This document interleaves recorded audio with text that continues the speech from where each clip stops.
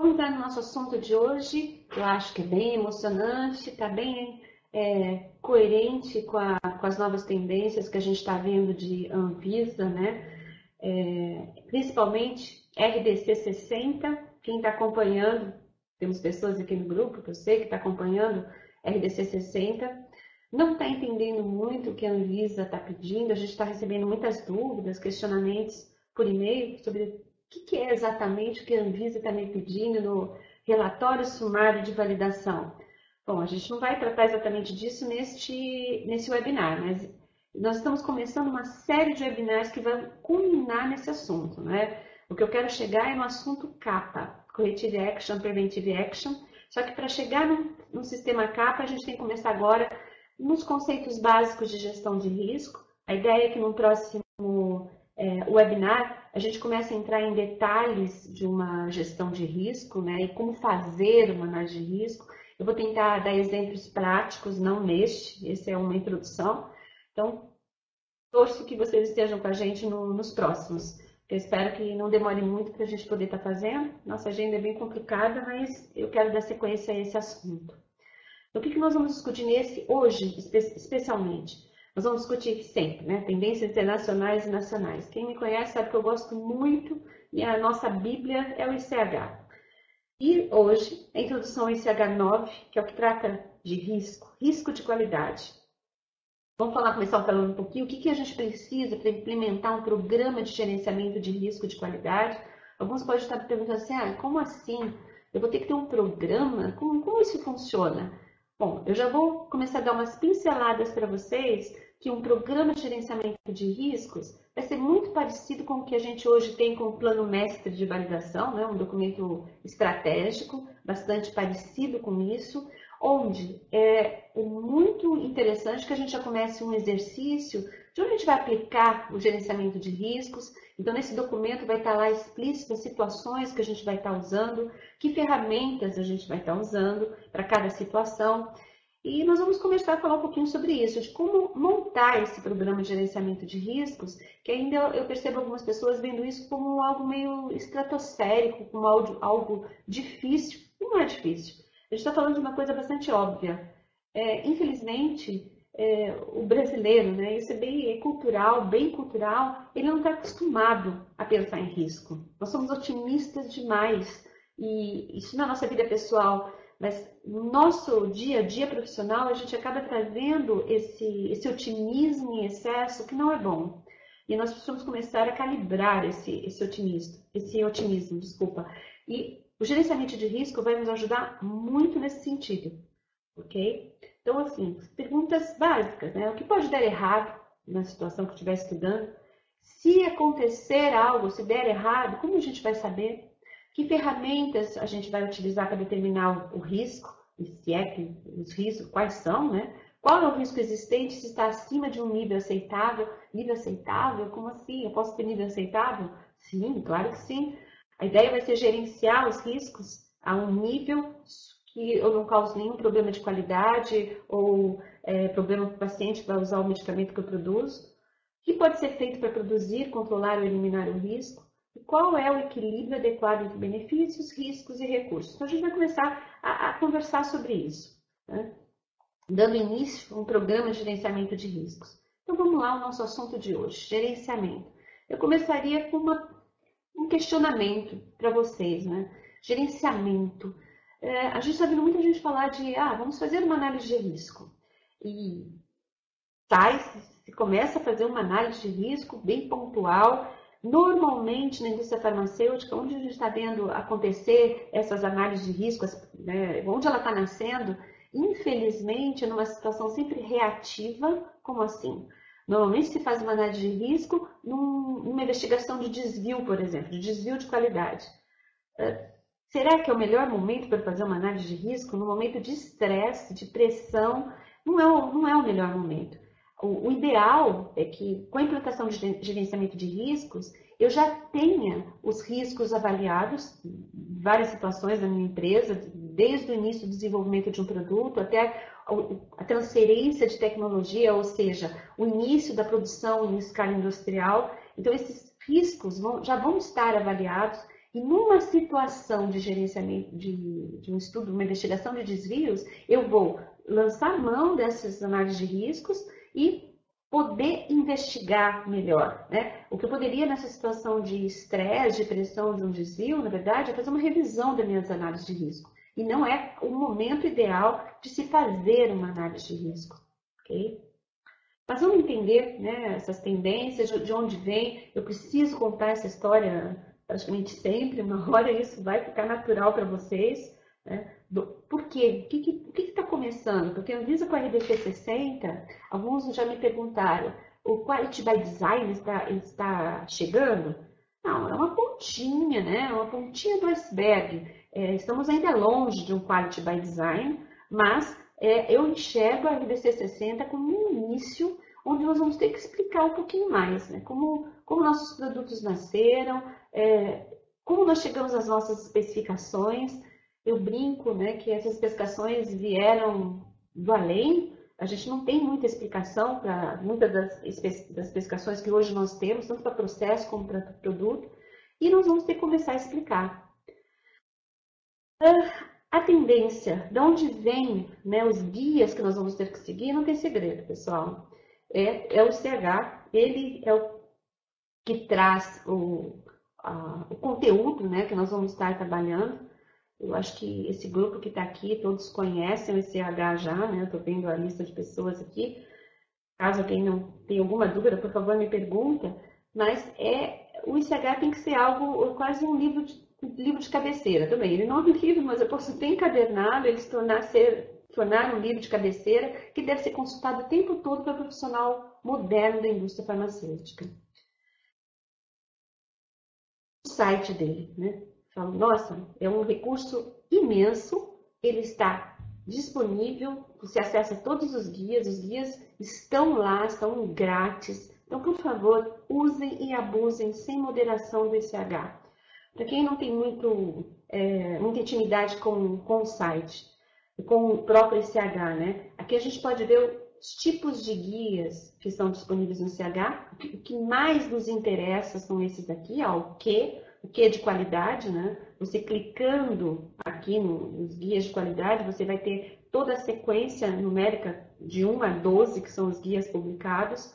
Então, vale uma consulta, vale estudá-los e sabê-los assim profundamente. Claro, não é na primeira vez nem na segunda vez que vocês vão entender, porque nós precisamos de um preparo para entender os guias. E o que nós estamos conversando hoje vai ajudá-los a ter mais subsídio para entender o guia. Porque é normal, né? O profissional da indústria farmacêutica brasileira, ele nos fala assim, poxa, mas o guia não é claro, ele não me diz o que eu tenho que fazer. E eu sempre respondo, que bom que ele não me fala o que eu tenho que fazer. Porque nós estamos entrando na era da análise de risco, da gestão de riscos. Então é você que vai dizer o que você tem que fazer baseado em risco, baseado no risco envolvido na tua situação. Isso eu acho ótimo, porque a própria Anvisa nos acostumou a nos dizer o que nós temos que fazer. E ela, toda vez que ela é muito assertiva e detalhada no que nós temos que fazer, eu brinco também que é um tamanho de roupa que pode servir para você, mas não vai servir para todos. Ou não vai servir para você. Então, o correto, o ideal é que a gente comece a se acostume, né, a gerenciar os nossos riscos. E são esse gerenciamento de riscos que vai dizer o que eu tenho que fazer e como eu tenho que fazer. Na verdade, você vai ter que começar a expressar isso nos seus documentos de qualidade, né? E, por exemplo, numa auditoria, o auditor ele vai ler o seu documento, ele vai tentar entender qual é a sua proposta, ver se faz sentido e vai concordar ou não. Porque é isso que acontece numa auditoria, em auditorias de bom nível, né? As internacionais, por exemplo, um FDA. O FDA ele não é assertivo, ele não fala que eu tenho que fazer. Ele diz, avalie o risco. Eu, como auditor, vou ver se faz sentido, se a sua argumentação é detalhada, tem base técnica, se você usou ciência para comprovar aquilo, e ok, você pode fazer isso.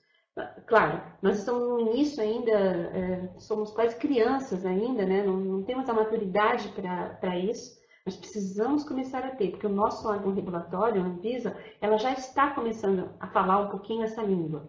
Eu entendo também que muitos auditores, inspetores, eles ainda não estão preparados para nos auditar desta forma. Mas é importante que a gente comece antes deles, né? Que a gente comece a mudar a nossa forma de ver as coisas, né? Começarmos a ter uma atitude baseada em risco, porque o gerenciamento de riscos começa desta forma, uma atitude baseada em risco. Então, perguntas do tipo, onde está escrito que eu tenho que fazer determinada coisa, ou como eu devo fazer uma validação, por exemplo, isso não está escrito, né? Aliás, eu acho interessante quando a gente vai auditar uma empresa e eu vejo lá um procedimento de validação de processos, por exemplo. O que vocês acham disso? Um procedimento de validação de processo? Se eu levar, assim, friamente, o que é um procedimento, o que é um POP, né? Um POP tem que me descrever detalhadamente o que eu tenho que fazer. Um procedimento, ele não pode ser genérico. Se ele for genérico, ele não é um procedimento. Ou seja, no caso de uma validação, cada validação é uma validação. Então, eu não posso ter um procedimento. Entendem? Por isso que eu faço um protocolo, porque o protocolo vai ser um procedimento que vale para aquela situação que eu estou descrevendo.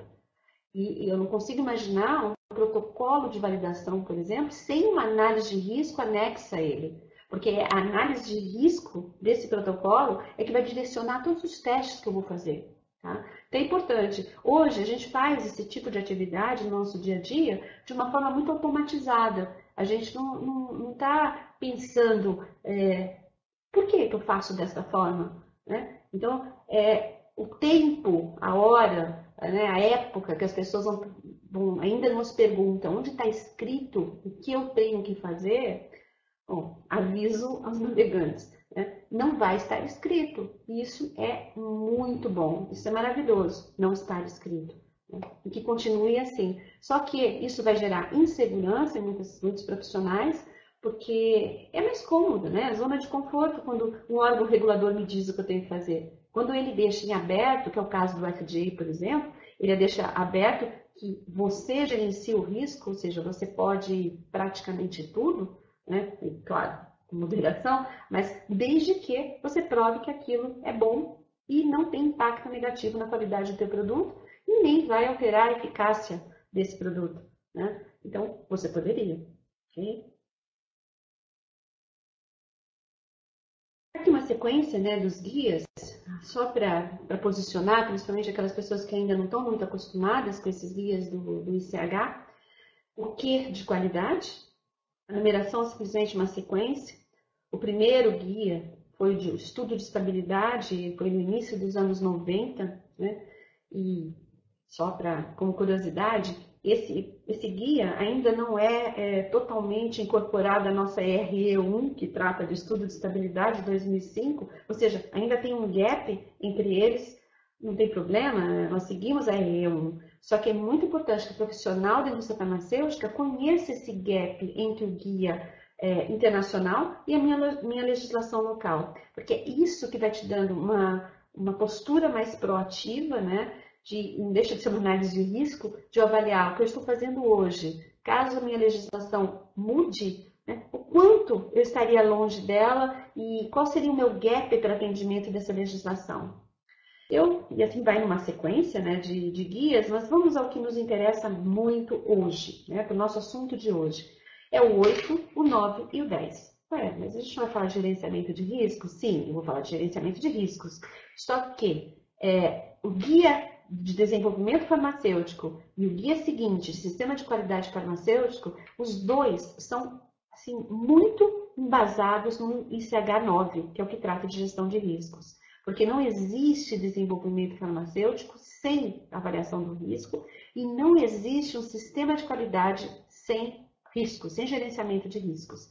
E até como uma curiosidade, essa discussão veio após a discussão do 7º Guia de Qualidade, que foi Boas Práticas de Fabricação. Ele foi discutido no início dos anos 2000, tá? E a discussão foi muito interessante, porque como se chegou nos 3 guias seguintes? A discussão foi baseada que, poxa, se eu tiver 100% de BPF, Será que eu tenho qualidade 100%?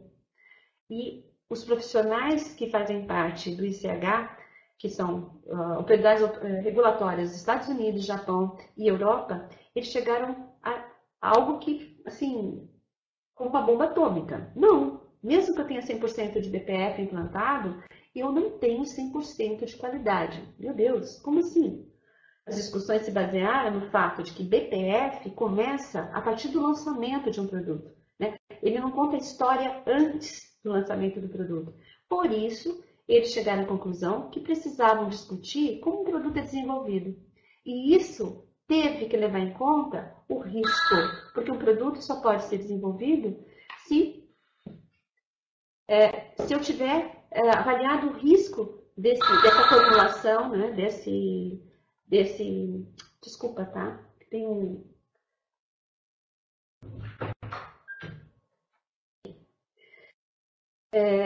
E hoje, vamos pegar a RDC 60.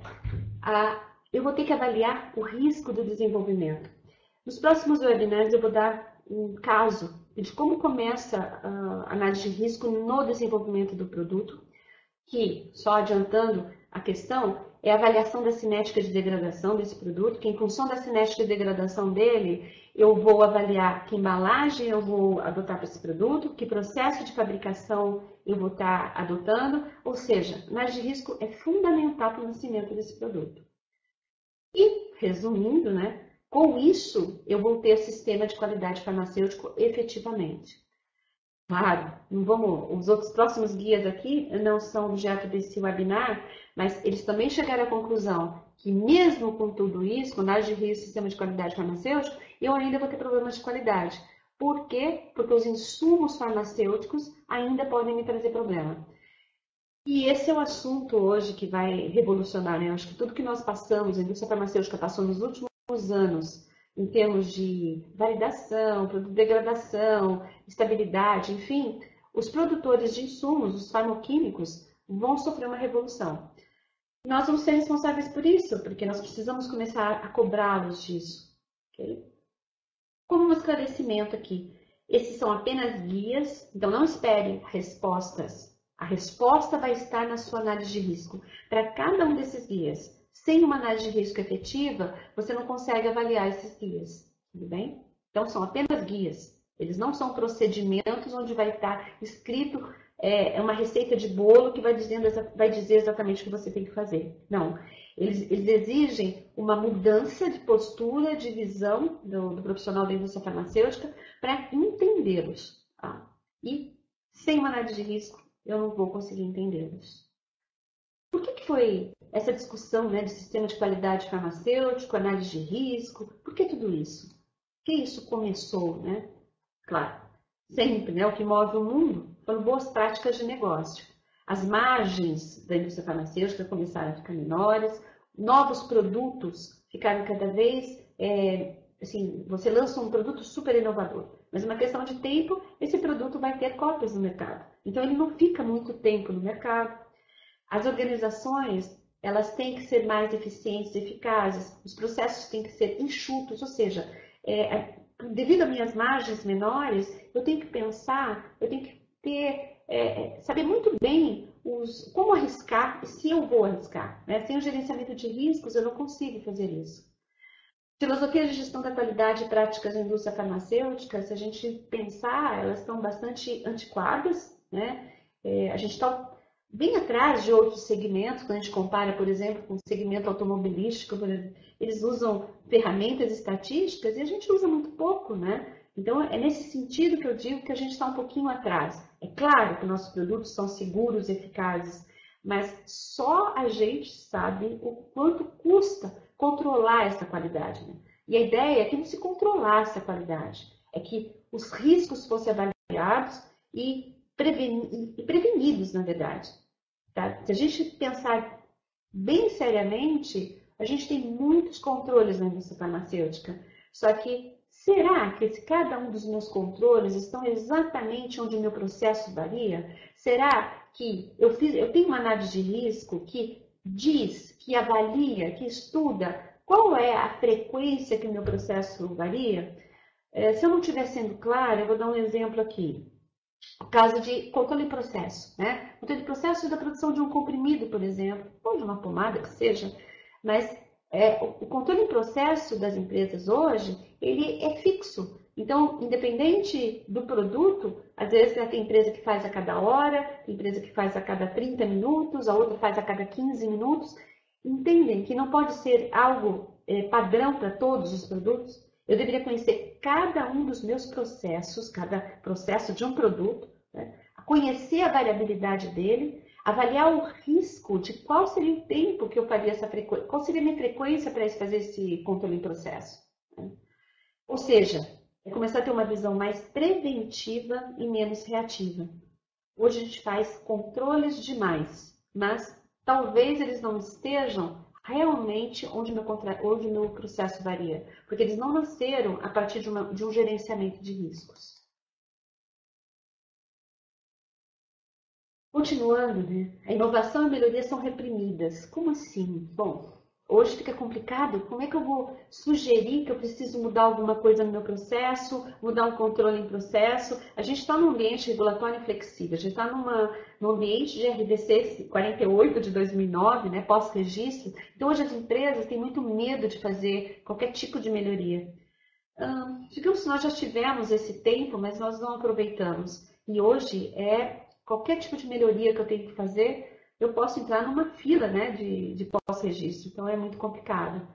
Só que o que nós precisamos começar a mudar é esse foco na conformidade, ele tem que passar a ser o foco na ciência. Como assim esse foco na conformidade? A nossa época, eu brinco de checklist, né? Igual uma auditoria, que foi o assunto dos outros webinars.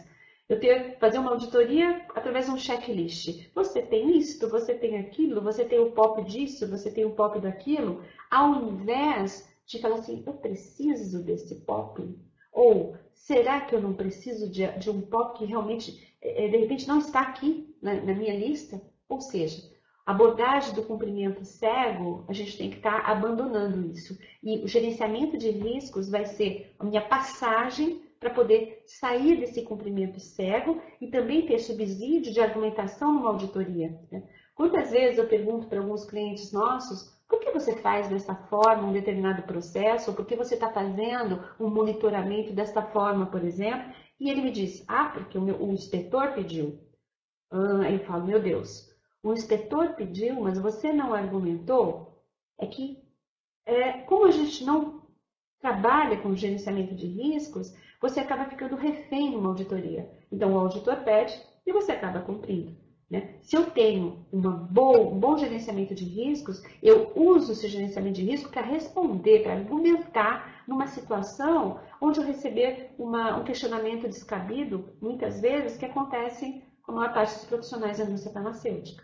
Okay?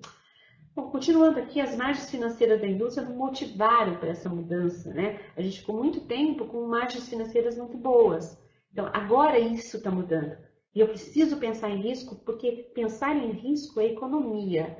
Além de eu ter um bom resultado na minha qualidade, né? Eu vou ter economia de recursos, porque com excesso de controles, na verdade, custam muito. As boas práticas, elas não proporcionam um sistema moderno e completo de qualidade. Aliás, gerenciamento de riscos não está contido nas boas práticas, não faz parte das boas práticas, né? Porque BPF não fala em risco, BPF fala, faça assim, faça assado, se você não fizer, você pode ser autuado, enfim, ela é assertiva.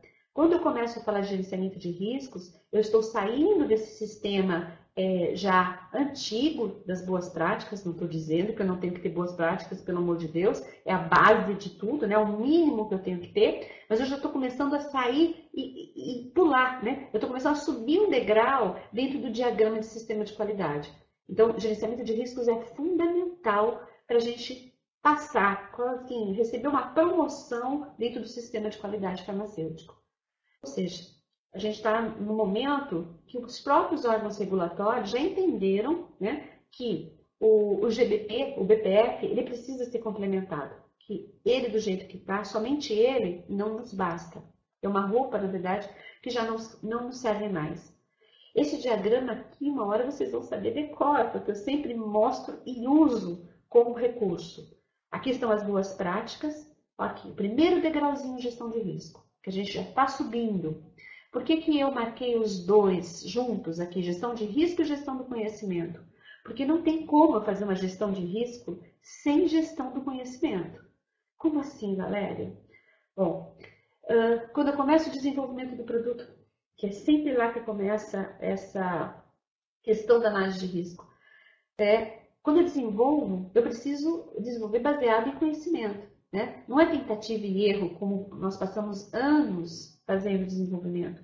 Então, cada recipiente de um produto, cada componente que eu coloco numa formulação, ele tem que ter um motivo lá. Se eu não souber o motivo que ele está lá, provavelmente ele não precisa estar lá. Ou, muitas vezes, né, é para eu poder ter um desempenho de processo. Mas a primeira coisa, eu escolho um recipiente para minimizar os riscos de degradação do meu ativo. Isso é fundamental. E olha só, a Anvisa hoje, né, com a RDC 58, nos cobrando de estudo de produtos de degradação, etc. Imagina os produtos que foram desenvolvidos ao longo dos anos, que não foram pensados dessa forma, que eu escolhi o recipiente para poder minimizar risco de degradação. Então, eles não foram pensados. Só que agora eu preciso apresentar um estudo de produto de degradação. Aí eu faço o estudo e vai lá e dá altos índices de produto de degradação. O que eu faço, né? Na verdade, o que significa isso? Significa que eu não pensei, eu não usei gestão de riscos lá no desenvolvimento. Infelizmente, o nosso órgão regulatório ele vai nos pedindo, nos solicitando, né, os requisitos, não numa ordem cronológica. Infelizmente, ou felizmente, não sei. Uma hora antes tarde do que nunca, né? Mas como fazer estudo de produto de degradação num produto que eu já comercializo? Eu vou descobrir agora que eu estou comercializando esse produto, de repente ele é um produto muito importante no meu portfólio e eu descubro que ele tem muitos produtos de degradação. Como resolver isso? Tá? Sendo pragmático, isso significa que esse produto deveria voltar para a fase de desenvolvimento. Mas eu não posso fazer isso. Imagina um baque para o meu faturamento. Mas é importante que comece na paralela um trabalho, né, de reformulação, de redesenvolvimento desse produto baseado em risco e em conhecimento. Só até dando uma prévia, né, eu quero chegar aqui em cima, ó, com os próximos webinars. Então, assim, esse objetivo de começar a conversar de risco, ele é principalmente para chegar no sistema CAPA, que as indústrias brasileiras ainda não entenderam, não que não entenderam, não internalizaram ainda o conceito do CAPA e ainda se confunde muito com o desvio. Então, é fundamental o início dessa discussão para a gente chegar no sistema CAPA. Acredito que daqui 2 webinars nós chegamos lá. Aqui, dentro do próximo, o último diagrama mostrava em cima o ciclo de vida, mas aqui eu detalhei um pouquinho mais para vocês o ciclo de vida de um produto, né? Então, na fase de projeto, de desenvolvimento de um produto aqui, quando eu falo projeto, eu estou desenvolvendo o produto, mas eu também estou pensando no início do desenvolvimento do processo de fabricação dele, né? Que o processo de fabricação também tem que mitigar os riscos envolvidos lá no meu produto. Os materiais que eu vou definir, aqui na verdade eu estou começando a qualificação dos materiais, né? Que depois vai culminar na qualificação de fornecedores, que nós já discutimos em webinars passados. Eu estou começando também a definição aqui das que instalações vão ser necessárias para produzir um determinado produto, ou seja, como eu vou tomar a decisão de que tipo de processo, que materiais e que instalações sem um gerenciamento de riscos. Se a gente pensar hoje, a gente não faz isso, então grande parte dos desvios que a gente convive hoje, né, que acontecem hoje na indústria farmacêutica, é porque são devidos a essa falha no projeto, né, no início de um novo produto e do seu processo. Esse Q8 que eu estou pondo aqui é o ICH8 de desenvolvimento, então ele vai tratar essa fase inicial do projeto de um novo produto, de um novo processo. O Q10 estou abordando quando o produto é lançado e já está numa situação de rotina, né, incluindo a distribuição desse produto, armazenagem e distribuição. E o 9, que é o foco de hoje, vejam, ele está permeado em todo o ciclo de vida do produto, ok? Então, ele está desde o início, eu tenho que pensar em risco aqui, eu tenho que pensar em risco na transferência da tecnologia, desculpa, da fase de projeto para a fase de rotina, de produção industrial, e eu tenho que pensar o risco em termos de segurança para o meu paciente. Então, eu tenho análise de risco permeada em todo o ciclo de vida do produto, ok? E até aproveito, né? Ciclo de vida, esse termo, que documento que ele entra, né? Dos guias da Anvisa? Infelizmente, ele só entra no guia de sistemas de validação de sistemas computadorizados. Mas aviso a todos aqui, pessoal. O guia de sistemas computadorizados não é que só ele adota esse conceito. Na verdade, ele já nasceu sob a luz do ICH-10. Então, ele é um dos guias mais modernos que nós temos hoje, que a Anvisa publicou. Tá? Então, ele já está dentro do conceito do ICH perfeitamente. Agora, esse conceito todo que está lá no Guia de Validação de Sistemas Computadorizados vale para tudo, na verdade. Desde o desenvolvimento do produto, a fase de produção, eu vou ter que usar essa linguagem, o vocabulário do Guia de Validação de Sistemas para todo o ciclo de vida do meu produto. Tudo bem? Não é só para validação de sistemas computadorizados. E aí vem alguns pontos chaves, né? A gente tem que entender os nossos processos. Será que eu entendo os meus processos? Será que a gente tem total percepção de cada componente, o impacto dele, o risco dele para o meu processo ou dentro da minha formulação? A minha embalagem, eu conheço os riscos da embalagem em relação ao meu produto também. Eu percebo assim que as embalagens ainda são escolhidas muito por estética, né? Tem uma área de marketing que escolhe, que pede a embalagem. Tudo bem, o design da embalagem pode ser escolhido por eles, mas tecnicamente o tipo de material em contato com o produto, eu preciso conhecer. Aí tem alguns que podem pensar assim, mas eu tenho um estudo de estabilidade que vai me mostrar. Mas será que eu preciso esperar um estudo de estabilidade para saber que eu posso ter uma incompatibilidade grave dentro de uma embalagem com o meu produto? A gente passou anos fazendo estabilidade. E até eu trabalhei muitos anos com desenvolvimento. E naquela época, a gente testava várias embalagens de uma vez. Então, era pote, bisnaga, enfim, tubo. E eu fazia 3 lotes, 3 lotes, 3 lotes. Hoje eu paro para pensar e falei, meu Deus, como custava tudo isso, né? Porque são muitos testes. Será que a minha equipe analítica vai ter condição de fazer todos esses testes? Às vezes, se eu parasse para pensar, né, planejasse meu estudo, avaliasse as opções de embalagem, eu já ia descartar muitas embalagens, que eu não ia nem testá-las, nem colocar em estudo de estabilidade, porque eu saberia que não seria possível.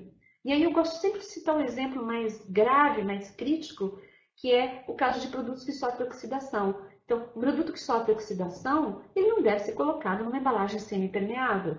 E se eu entrar numa farmácia hoje, eu percebo muitos produtos nessa condição. E você fala, meu Deus, risco não foi avaliado. E se a gente parar para pensar um pouquinho, não seria difícil chegar à conclusão desse risco, que eu não poderia ter um produto que sofre oxidação numa embalagem semi-permeável. Quer dizer, a escolha de uma embalagem sem usar os conceitos de gerenciamento de riscos, isso vai me trazer problemas. Aí outras pessoas também podem me perguntar, Valéria, mas e esses produtos que estão no mercado há tantos anos com essas embalagens semipermeáveis? Sim, aí eu vou lembrar vocês sobre o que a Anvisa hoje mais nos cobra, né? Os métodos indicativos de estabilidade. Ou seja, ela sabe, então, que eu lancei produtos em embalagens que não eram adequadas, mas ao invés de ela me cobrar isso, às vezes na avaliação do dossiê de registro, ela me cobra o quê? Agora você vai ter que me provar que o método analítico que você usou para fazer o estudo de estabilidade desse produto, ele mostraria caso houvessem degradações. Né? E muitos desses produtos antigos no mercado, a gente tem estabilidades feitas anos e anos, só que com métodos que sempre deram 100%, né? Ele não nos mostrava possíveis degradações. Então, nós estamos voltando à estaca zero. Ou seja, é importante mudar a programação da nossa visão, né? Com o gerenciamento de riscos, para a gente não mais errar dessa forma, para a gente não mais exagerar nos controles, né? Não ser São Tomé, na verdade, eu não preciso ser São Tomé para crer. E isso que no diagrama do ICH-10 ele fala gestão do conhecimento. Então, nós temos que estudar mais e planejar mais, que com isso nós vamos gastar bem menos e o nível de desvios que ocorre hoje na indústria farmacêutica, ele tende a cair bastante. Não vai zerar, ok? Porque é aquilo que eu já falei, ele já tem os insumos que a gente não consegue controlar 100%, né? A gente não está na fábrica do fabricante do insumo. Mas o que tiver à nossa mão, com o gerenciamento de riscos, olha, vai minimizar drasticamente. Apenas com uma mudança de atitude. A atitude de uma visão de avaliar o risco de cada situação no dia a dia. Por que o ICH9 foi necessário? O objetivo principal foi assegurar entendimento, primeiro, né, da gestão de risco, tanto pela indústria como pelas autoridades regulatórias. Então, o ICH9, ele formaliza, ele dá um vocabulário próprio, né, ele explica o que é a gestão de risco, ele facilita a transição ao estado desejado, ele dá exemplos, ele fala a língua da indústria farmacêutica. Quem não leu ainda, por favor, não é um guia difícil, é um guia fácil, é um guia didático, claro, objetivo, bem diferente das legislações da Anvisa, é fácil de entender, ok? O objetivo também dele é acabar com o movimento de apagar o fogo, que a gente conhece bem, né? E sair do apagar o fogo para a gestão de risco. Esse é o objetivo.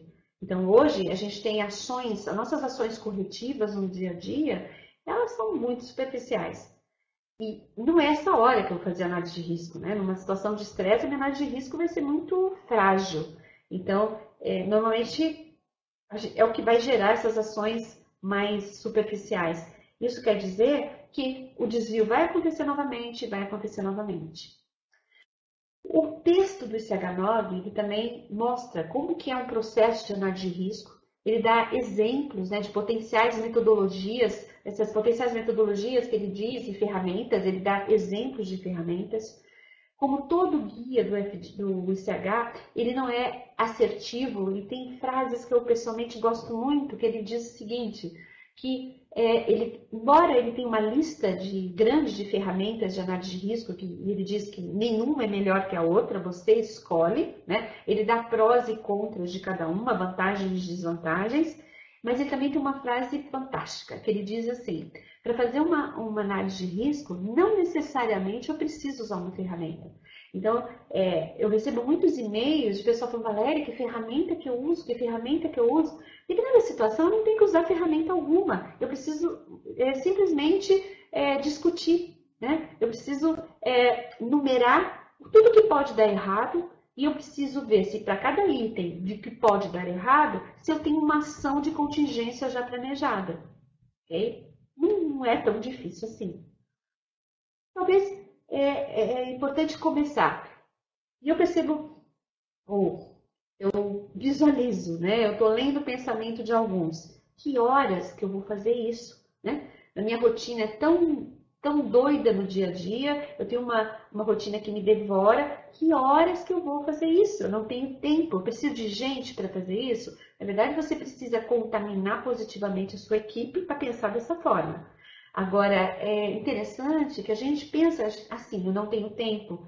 Só que a gente tem tempo para retrabalhos, a gente tem tempo para fazer várias coisas no nosso dia a dia, que se eu pensasse com essa atitude de gerenciamento de riscos, eu não faria mais isso, eu não teria tantos retrabalhos. Então, o que aparentemente seria eu gastar mais tempo, na verdade você estaria investindo tempo. Tá? Você ganharia tempo e a gente teria menos emoção no nosso dia a dia. Okay? Só faltou uma coisa que eu não falei aqui. Falar em gestão de risco, mas também tome cuidado, né? Onde que vai agregar valor? Né? Com essa questão de ferramentas, a gente tem que tomar um pouquinho de cuidado, não criar regras, né? Então, como eu sugeri, tenha um programa de gerenciamento de riscos, ou um plano de gerenciamento de riscos parecido com um plano mestre de validação, E tome cuidado para não estipular uma ferramenta única de uso. Que é comum ver nas empresas também, você vê, ao invés de ter um plano, um programa, a empresa tem um procedimento de análise de risco. E lá nesse procedimento de análise de risco, ele diz, como exemplo, ele vai usar sempre um Ishikawa. Por exemplo, o diagrama de espinha de peixe, que é uma ferramenta, também pode ser considerada uma análise de risco, mas é uma ferramenta muito básica. Não se esqueçam que na hora que eu estipular no procedimento que eu tenho que usar aquela ferramenta, para toda situação, eu vou ter que usar aquela ferramenta. Então, a ideia de ter um plano ou um programa é deixar em aberto, é enumerar possíveis ferramentas de análise de risco e para cada situação eu lançar mão, que meu plano permite isso, da ferramenta mais adequada. Então, se for uma coisa muito pontual, sei lá, comprimidos quebrando na compressão. Tá. Comprimidos quebrados ou quebrando na compressão, um Ishikawa, um diagrama de espinha de peixe, pode me ajudar a chegar numa causa, sem problemas. É uma coisa pontual, é um desvio pontual, então uma ferramenta básica me atenderia. Agora, fazer uma gestão de risco, uma análise de risco, desculpa, de uma formulação ou de um processo para uma validação de processo, não pode ser uma espinha de peixe, um diagrama de Ishikawa. Eu preciso de uma ferramenta mais poderosa. Então, aqui eu já estou falando de uma ferramenta mais estratégica, né? No nível de um FIMEA ou um FIMECA, por exemplo. Que o FIMEA vai ser tema de um webinar daqui a pouco também, porque eu acho que das ferramentas é a mais útil para a indústria farmacêutica. Mas é claro, numa coisa pontual, num item pontual, também não vou aplicar um FIMEA, ok? Então é isso que está dizendo essa última frase aqui. Eu tenho que avaliar cada situação e usar e escolher uma ferramenta mais adequada. E se vai agregar valor. E tem situações que eu não vou usar ferramenta alguma, sem problema algum. A gestão do risco de qualidade, o que é na verdade? É ter um processo sistemático. Eu demonstrar como que é esse processo sistemático no meu plano de gerenciamento de riscos. Onde eu vou estar mostrando como eu vou avaliar os riscos, como eu vou controlar esses riscos, como eu vou comunicar, como eu vou expressar esses riscos, como eu vou documentar esses riscos, né? E as análises de riscos que eu vou fazer. Às vezes eu recebo assim, Valéria, que documento é esse? Essa análise de risco, que documento é esse? Como eu vou indexar? Bom, isso vocês vão definir como inserir esses documentos no teu sistema de documentação técnica. Tá? Mas eu sugiro que não só tenha uma análise de risco, mas que vai puxar esse documento chamado análise de riscos, vai ser o teu plano. Né? Um documento no nível hierárquico de um plano mestre de validação e abaixo dele um procedimento para como formatar uma análise de risco e a própria análise de risco pode estar no nível de um formulário ou de dados, pensando-se numa pirâmide de hierarquia de documentação, ok? E atenção, né? Análise de risco eu não faço somente quando eu tenho um desvio, por favor. Essa é a pior situação para fazer uma análise de risco. A análise de risco tem que começar em todo o ciclo de vida do produto. Então, ele vai ter que começar lá no início. Esse início pode ser a compra de um equipamento, pode ser uma reforma de uma área, pode ser a construção de uma fábrica, pode ser a instalação de um filtro dentro do meu sistema de água, por exemplo. Então, muitas vezes eu vejo um inspetor falar, você não pode ter esse filtro aqui nesse sistema de água. Mas será que nesta hora eu tenho análise de risco do próprio fabricante me dizendo por que ele pôs esse filtro naquele ponto? E com essa análise de risco eu poderia responder o questionamento desse auditor? Quer dizer, eu não tenho isso, né? Eu não cobro isso. Né? Quando eu vou fazer o comissionamento do meu sistema de água ou minha qualificação de instalação, eu não, já que eu, de repente, eu não recebi do meu fornecedor, eu também não fiz, entendem? Que é uma sequência de coisas que eu vou acabar tirando um filtro, de repente, no sistema de água, porque um inspetor mandou entre aspas, né? Eu não sei porquê, eu não tenho argumento, e nessa hora eu acabo tirando. Isso é um erro gravíssimo, tudo bem? Do meu plano, esse é um diagrama que tem que constar do meu programa, do meu plano de gerenciamento de riscos, tá? Ele é fundamental. Ele é óbvio, ele é lógico, ele mostra o seguinte, que a primeira fase é a fase de avaliação do risco. onde eu vou avaliar os riscos envolvidos em qualquer situação, até citei exemplos, né?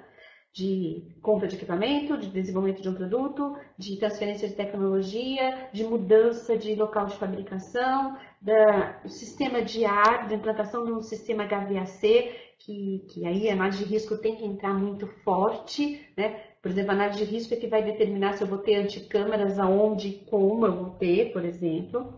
Então, identificar os riscos primeiro, avaliar, analisar esses riscos, são altos, baixos, médios, classificá-los.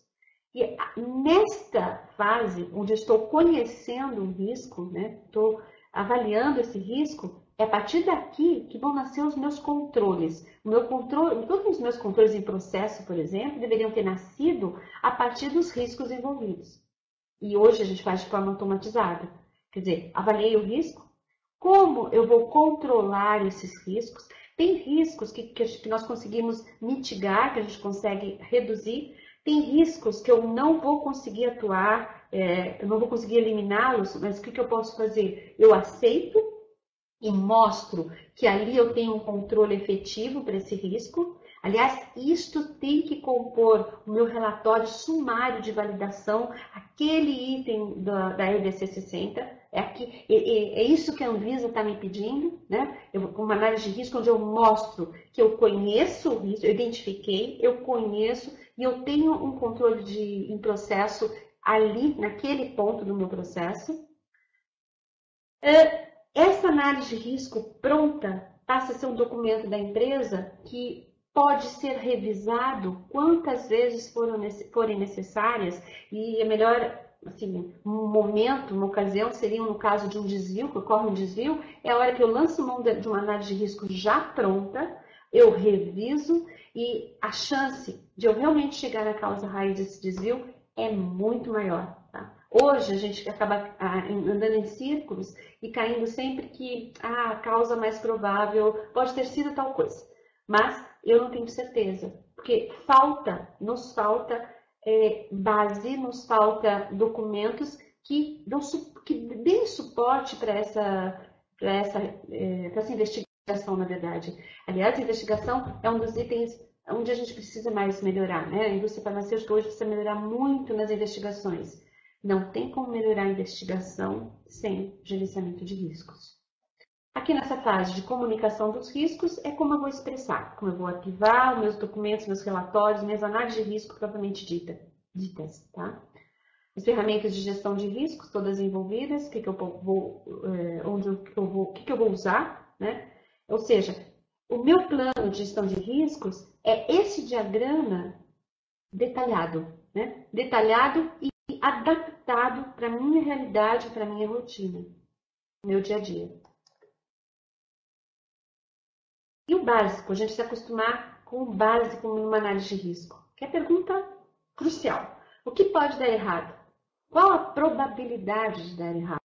E se der errado, qual a consequência? Será que essas três perguntas são claras no meu dia a dia? Né? Por exemplo, não tem como fazer a gestão da qualidade, uma garantia da qualidade, sem pensar dessa forma hoje. Okay?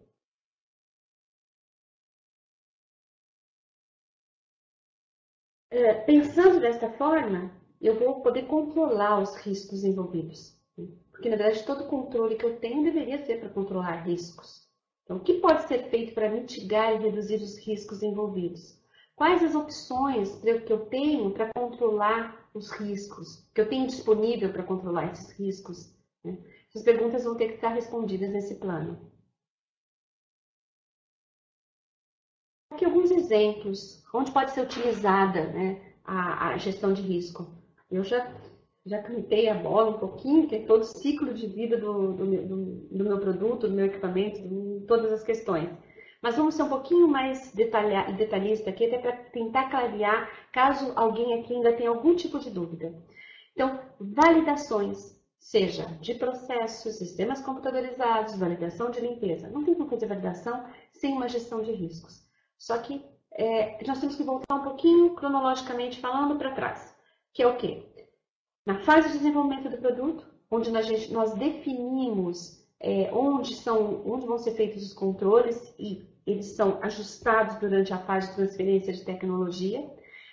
Lá nós definimos pontos críticos do processo e quais controles vão estar para gerenciar esses riscos do processo. A validação iria confirmar se todos os itens críticos do meu processo eu tenho respectivos controles em processos implantados. É isto que a validação deve fazer, né? E é isso que vai ser nos cobrado na RDC 60. Nas qualificações, da mesma forma. Aqui um exemplo. A gente tem manutenção preventiva dentro da indústria farmacêutica, mas toda manutenção preventiva também deveria ter vindo de uma avaliação de risco de cada equipamento, de cada sistema e de cada utilidade. E dentro dessa análise de risco, essa avaliação de risco, deveriam ter sido concluído, por exemplo, que tipos de peças sobressalentes eu deveria manter na minha empresa, caso com maior frequência de quebra, por exemplo, porque caso ocorra uma queda, eu não ficaria com o equipamento inoperante. No comissionamento de um equipamento, que é a sua entrega, né, a entrega do equipamento, é uma fase que eu posso estar desafiando o fornecedor do equipamento, no caso, ou da utilidade, quanto aos riscos envolvidos ali. Porque caso ele não me tenha me entregado uma análise de risco formal, eu vou ter subsídio para montar a minha. E, consequentemente, essa análise de risco já iniciada no comissionamento vai ser base para a qualificação, para as respectivas qualificações.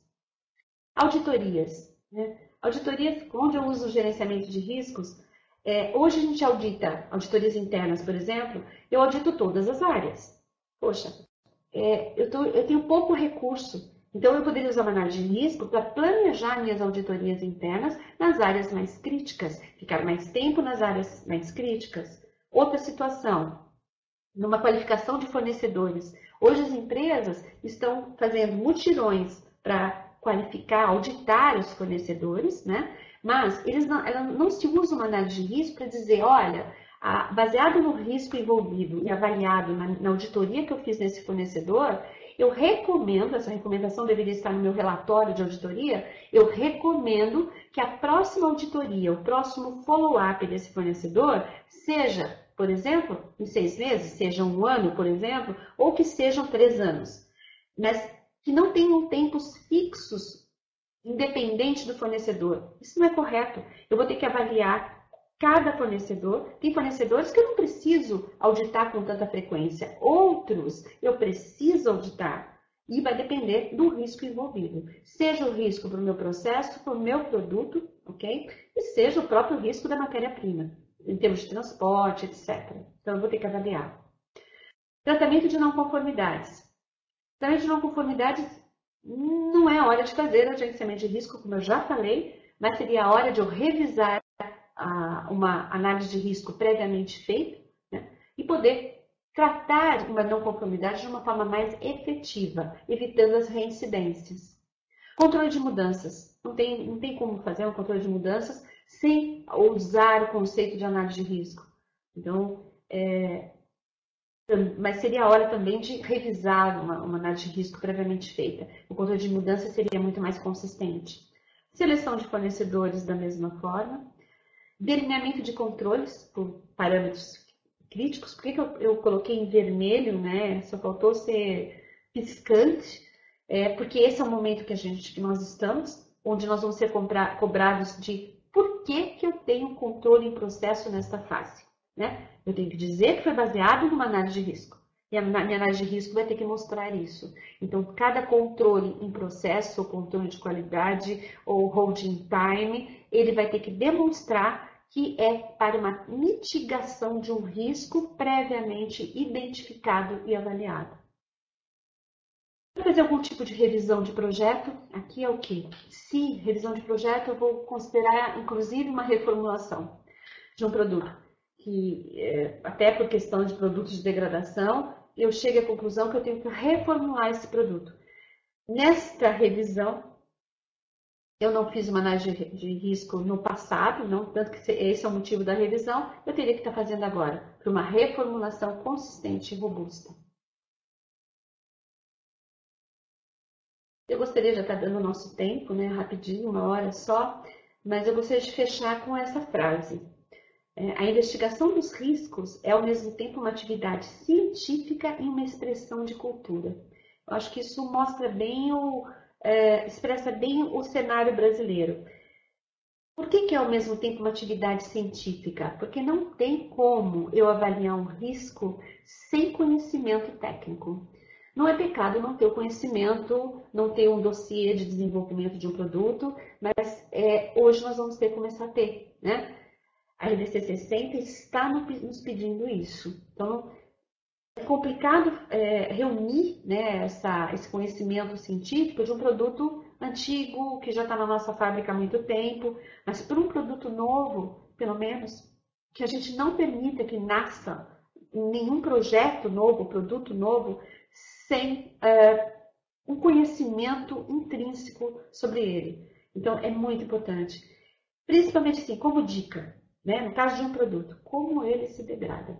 E essa pergunta básica, lógica e simples, ela tem que ser respondida demonstrando que o meu processo de fabricação, a minha embalagem, a forma, os meus procedimentos, a partir do momento que eu conheço como o meu produto se degrada, toda essa série de atividades do meu dia a dia na indústria farmacêutica, ela está lá, ela funciona para mitigar, para gerenciar os riscos do meu produto se degradar. Tá? É a base para a gente começar uma análise de risco e tomar decisões no nosso dia a dia, não baseadas em intuição, não que eu seja contra a intuição, mas uma intuição calibrada com conhecimento técnico. E aqui uma expressão da cultura, né? Uma expressão da cultura, brasileiro não é muito prevenido, né? Nós somos otimistas demais e eu acho que esse otimismo demais não fez bem pra gente nesses anos todos. Mas cuidado, né? Não quer dizer que nós temos que nos tornar, sair de otimismo em excesso para pessimismo em excesso. Que é normal, quando a gente começa a fazer uma análise de risco, eu percebo, né, em alguns exercícios práticos de treinamento, etc., que tudo vira um risco. E isso também precisa ser calibrado. Mas, de qualquer forma, a gente precisa começar. Né? Um exercício de análise de risco, todos devem começar a passar por isso, né? E sentir que a gente vai ter que calibrar também o que a gente chama de risco e o que é um risco alto, baixo, médio, e como gerenciar esses riscos. Porque esse é o futuro bem próximo, e para a gente sair do simples BPF para um sistema de qualidade farmacêutico de verdade, okay? E consistente. E para a gente tomar decisões realmente sabendo o que a gente está fazendo, sabendo o que a gente está falando. Gente, esse é só uma introdução ao gerenciamento de riscos. Os próximos webinars nós vamos começar mais fundo nesse assunto. Eu estou pensando realmente em dar exercícios práticos, situações práticas para poder ajudar nessa calibração do senso em relação ao risco de qualidade, tá? E vai ser um prazer se vocês estiverem com a gente nos próximos. Estou à disposição, caso alguém tenha alguma dúvida, por favor, perguntem. Fico à disposição de vocês. Alguma questão, alguma dúvida? Bom, não temos dúvidas. Não sei se isso é bom ou mal. Quando as pessoas não têm dúvidas, acabam me preocupando um pouquinho mais. Mas talvez as dúvidas venham depois, né? Qualquer questão que vocês queiram, vocês podem passar um e-mail para a gente. Acho que a maioria aqui tem meu e-mail, mas fica aqui para vocês. Ok? Eu queria só aproveitar esse finalzinho, já que ninguém fez uma pergunta, eu vou fazer. Inclusive de um questionamento, de um e-mail que eu recebi essa semana, sobre devolução de produtos, né? Então, como é que eu vou avaliar uma devolução de produtos que hoje, como que a gente faz? De uma forma bem simples, muitas vezes, simples até demais. Eu pego uma amostra de uma devolução, caso chegue muitas amostras, mando para o meu controle de qualidade, ele passa nas análises e eu incorporo o meu estoque, né? Como eu devo fazer? Devolução de produtos hoje, ela deveria, a tomada de decisão de incorporar ao meu estoque ou não, deveria ser baseada numa análise de risco. Uma análise de risco simples, não necessariamente usando uma ferramenta, né? Mas discutindo, por exemplo, por onde o meu produto passou, quanto tempo ele ficou fora, qual é a cinética de degradação dele. Então, de repente, assim, a cinética de degradação dele é hidrólise, por exemplo, não tem problema ele ter ficado fora, caso a embalagem dele o proteja de umidade, por exemplo, se fosse um produto sólido, né? Então, baseado nessas três perguntas, qual é a cinética de degradação? Por onde ele andou e quanto tempo ele ficou fora, eu tomo a decisão de fazer análises ou não. Ou, às vezes, baseado nessa análise de risco, eu não vou fazer análise nenhuma. Perfeito? Nada, teste de controle de qualidade. A minha decisão de incorporar o lote vai ser baseada na minha análise de risco. E sem medo de ser feliz. Ok? Então, essa é uma dúvida que eu recebi essa semana e estou aproveitando respondendo aqui para todos, porque tem a ver com análise de risco. Tudo bem?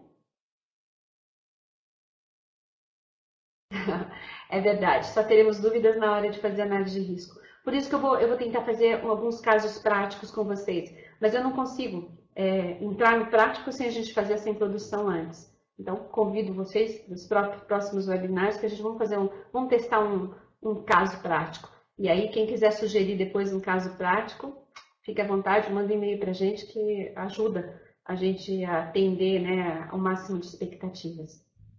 Ok, pessoal? Bom, se não tem dúvidas, boa noite para vocês. Obrigada, tudo bem? Obrigada por vocês participarem mais uma vez com a gente.